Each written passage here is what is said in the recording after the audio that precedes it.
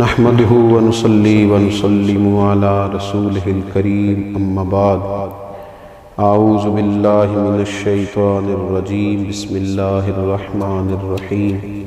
وإن تعدوا نعمة الله لا تحصوها صدق الله العظيم اللهم صل على سيدنا ومولانا محمد معدن الجود والكرم وآله وصحبه وبارك وسلم الصلاة والسلام عليك يا سيدي يا رسول الله وعلى آلك وأصحابك يا سيدي يا حبيب الله حمد و صلاة کے بعد اللہ تبارک و تعالی نے قرآن مجید میں ارشاد فرمایا ہے کہ وَإِن تَعُدُّوا نِعْمَةَ اللَّهِ لَا تُحْصُوهَا، فرمایا اگر تم اللہ کی نعمتوں کو شمار کرنا چاہو، گننا چاہو تو گن نہیں سکتے۔ اللہ تبارک و تعالی نے تم پر بے پناہ نعمتیں فرمائی ہیں، اور ڈھیر ساری نعمتیں ایسی ہیں جو ظاہری طور پر تمہاری نظر سے پوشیدہ ہیں، لیکن ان کی بھی تمہاری زندگی میں بہت بڑی اہمیت ہے۔ ہم اپنے وجود سے لے کر اپنی سانسوں تک، اپنی سانسوں سے لے کر اپنے رشتوں تک، ماں باپ، بہن بھائی، بچے، اولاد، اگر ان سب چیزوں کو غور سے دیکھیں تو اللہ تعالیٰ نے بے پناہ لاتعداد رحمتوں سے ہمیں مالا مال فرمایا ہے۔ اللہ تبارک و تعالیٰ نے جس شخص کو شعور کی آنکھ کھولنے کی توفیق دی ہے، خیر اور شر میں فرق کی تمیز بخشی ہے، تو اسے بھی اللہ تعالیٰ نے بہت بڑی نعمت عطا فرمائی۔ مالک کریم نے جس شخص کے اعضاء کو سلامت رکھا ہے، اس کی آنکھیں دیکھتی ہیں، اس کے کان سنتے ہیں، اس کے پیر چلتے ہیں، اس کی زبان بولتی ہے، اس کے ہاتھ اپنی بساط کے مطابق کام کرتے ہیں، تو یہ رب کریم کی بہت بڑی نعمتیں اس کے ساتھ شامل ہیں۔ اور پھر اگر اللہ تبارک و تعالیٰ نے اسے دین کی کچھ سمجھ عطا فرمائی ہے، سجدے کا موقع دیا ہے، عبادت کرنے کی توفیق عطا فرمائی ہے، وہ روزہ رکھ لیتا ہے، اللہ کی بارگاہ میں قیام کر کے کھڑا ہو جاتا ہے، سجدے کی صورت میں اپنے رب کے حضور جھک جاتا ہے، تو یہ بہت بڑی نعمت ہے۔ یہ مالک کا بہت بڑا احسان ہے، یہ اس رب کریم کا اپنے بندے سے محبت کا لازوال رشتہ ہے کہ اس کی بارگاہ کے اندر انسان کو حاضری کا موقع میسر آئے۔ اللہ تعالیٰ کی بے پناہ نعمتیں ہیں جن کا شمار رب کریم کا قرآن فرماتا ہے کہ ممکن نہیں ہے۔ ہم نے کرنا کیا ہے؟ اسی سورہ ابراہیم کے اندر جس میں یہ فرمایا کہ تم اللہ کی نعمتوں کو شمار نہیں کر سکتے، اسی سورہ مبارکہ میں فرمایا کہ لَإِن شَكَرْتُمْ لَأَزِيدَنَّكُمْ، اب اگر تم شکر ادا کرو گے تو اللہ تعالیٰ نعمتوں میں اضافہ فرما دے گا۔ وَلَئِن كَفَرْتُمْ إِنَّ عَذَابِي لَشَدِيدٌ، اور اگر تم کفران نعمت کرو گے، ناشکری کرو گے تو پھر میرا عذاب بھی بڑا سخت ہے۔ ہمارے ہاں ڈھیر سارے لوگ ایسے ہیں جن کی طبیعت کے اندر شکوے پیدا ہو گئے، ان کے پاس جو ہزاروں لاکھوں نعمتیں موجود تھیں، ان کے شکر کی طرف تو کبھی ان کی طبیعت نہ جا سکی، لیکن ایک جو چیز ان کے پاس موجود نہ تھی اس کے لیے وہ تڑپتے رہے۔ وہ جو چیزیں ظاہری طور پر اور وقتی طور پر ان کو میسر نہ تھیں، ہو سکتا ہے اللہ تعالیٰ کی حکمت کا تقاضا ہو کہ وہ چیزیں ان کے لیے بہتر بھی نہ ہوں، لیکن ان چیزوں کے نہ ہونے کی وجہ سے انہوں نے اپنے مزاج میں شکوہ پیدا کر دیا۔ اس کا سب سے پہلا نقصان تو انہیں یہ ہوا کہ ان کے مزاج میں جیسے ہی شکوہ آیا، ناشکری پیدا ہوئی،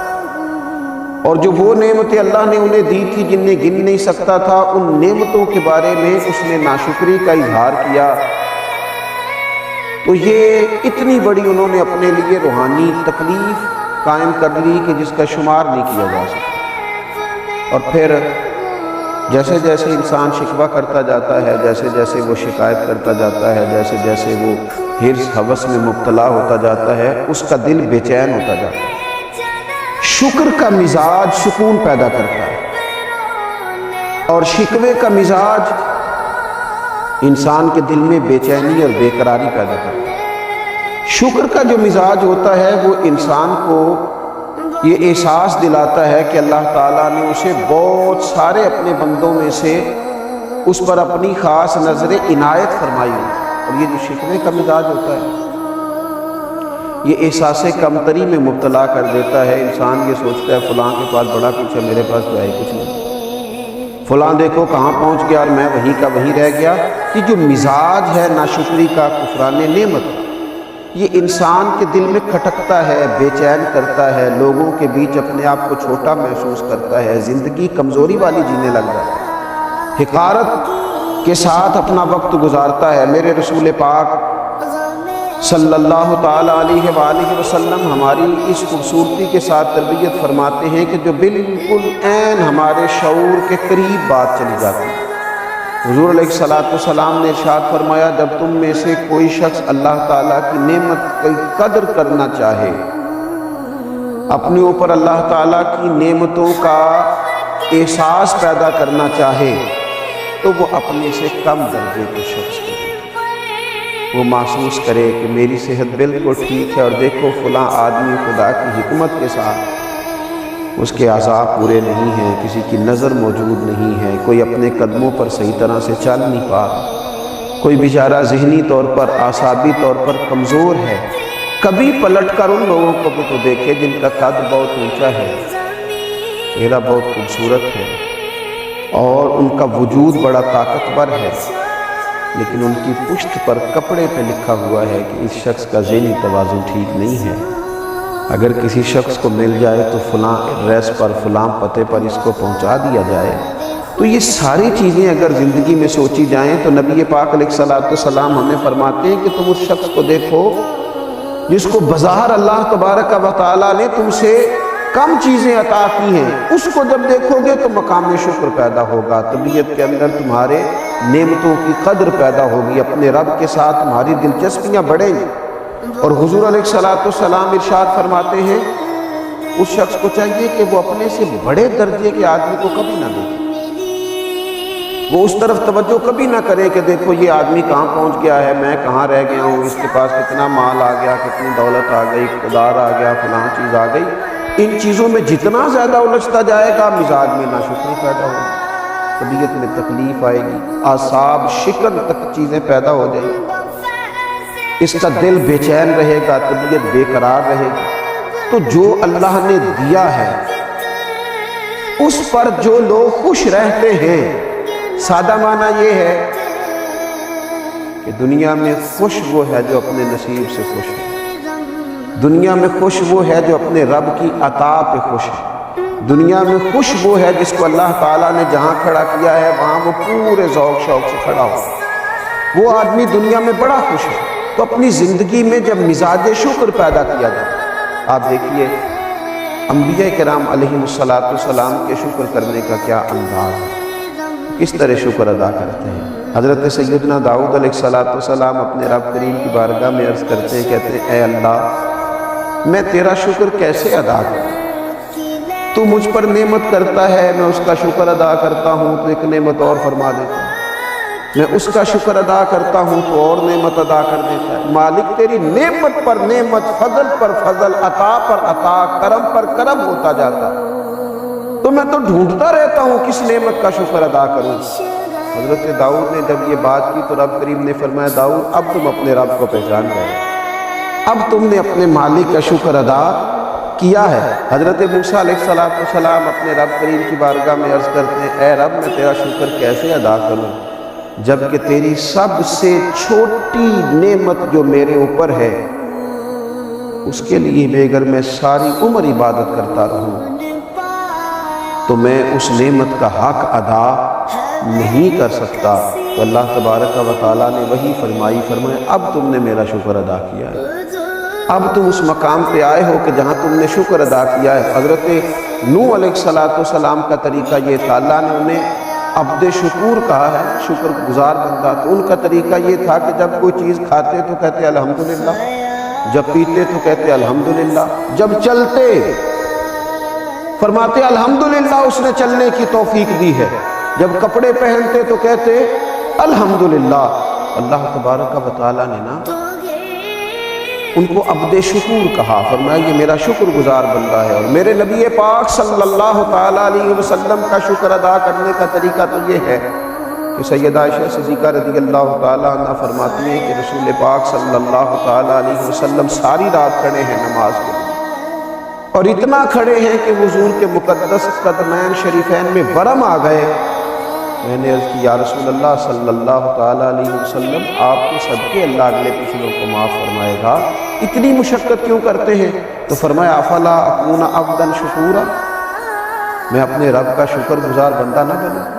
یہ تو میں اس کی بارگاہ میں شکر کے لیے کھڑا ہوں۔ تو یہ انبیاء کرام علیہ السلام کا شکر دیکھے، رسول رحمت صلی اللہ تعالیٰ علیہ وآلہ وسلم کا شکر دیکھے، یہ کتنا بڑی بات ہے، کہاں تک یہ لوگ شکر ادا کرتے۔ اور میرے نبی پاک صلی اللہ تعالیٰ علیہ وسلم کے غلاموں، یاد رکھنا امام بیہقی حدیث لائے ہیں، فرماتے ہیں شکر نصف ایمان ہے، صبر نصف ایمان ہے،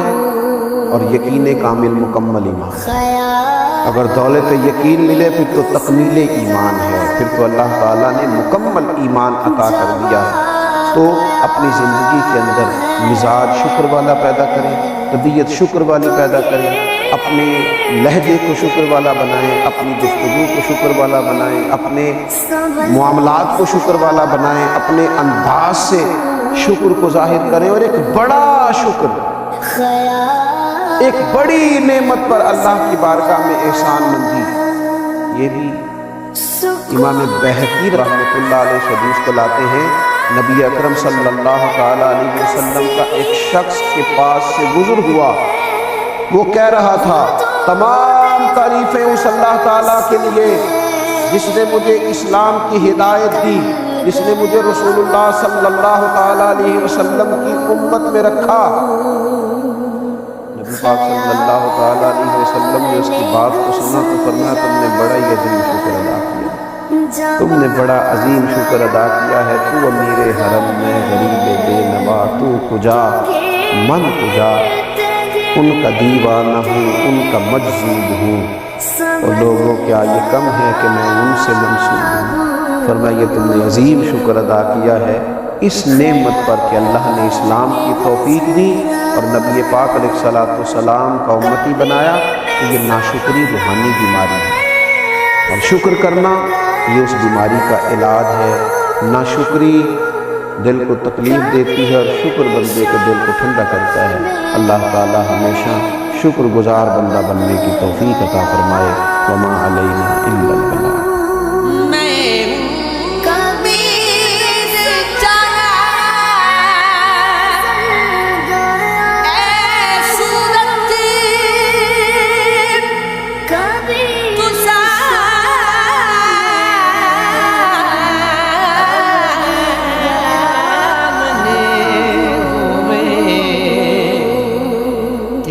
قدمات سر ہوئے